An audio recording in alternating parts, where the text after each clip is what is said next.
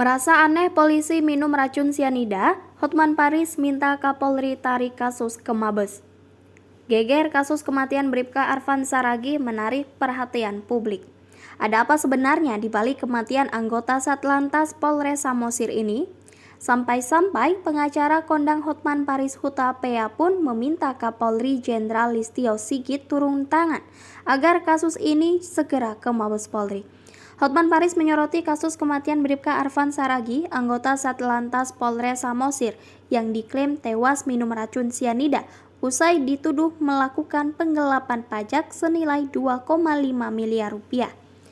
Menurut Hotman Paris Hutapea, Kapolri harus mengambil alih penanganan kasus ini, sebab Hotman Paris mencium adanya kejanggalan tewasnya Bribka Arfan Saragih.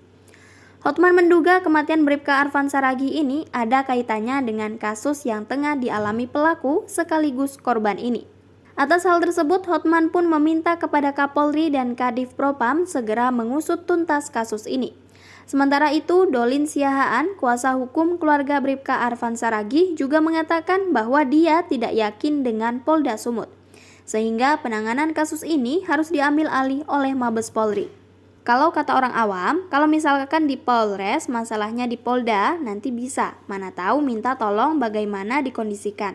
Tetapi ketika di Mabes Polri, tidak bisa bermain lah, begitu, kata Dolin Siahaan. Dolin sendiri berharap Kapolri Jenderal Listio Sigit Prabowo membentuk tim khusus menangani kasus ini.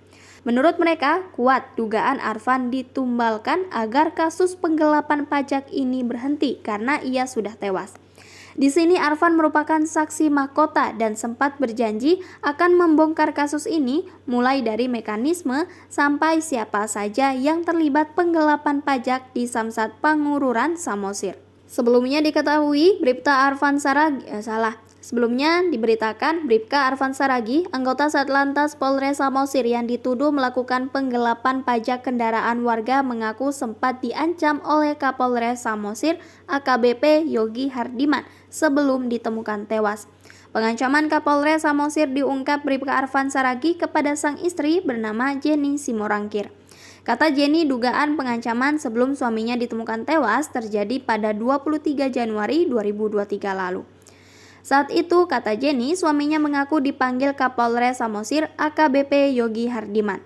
Ketika dipanggil oleh AKBP Yogi Hardiman, Kapolres Samosir itu mengatakan dirinya tidak takut dengan Jenderal Bintang 1 ataupun Jenderal Bintang 2. Bahkan Yogi menantang dirinya berani menghadap Jenderal Bintang 1 dan Bintang 2.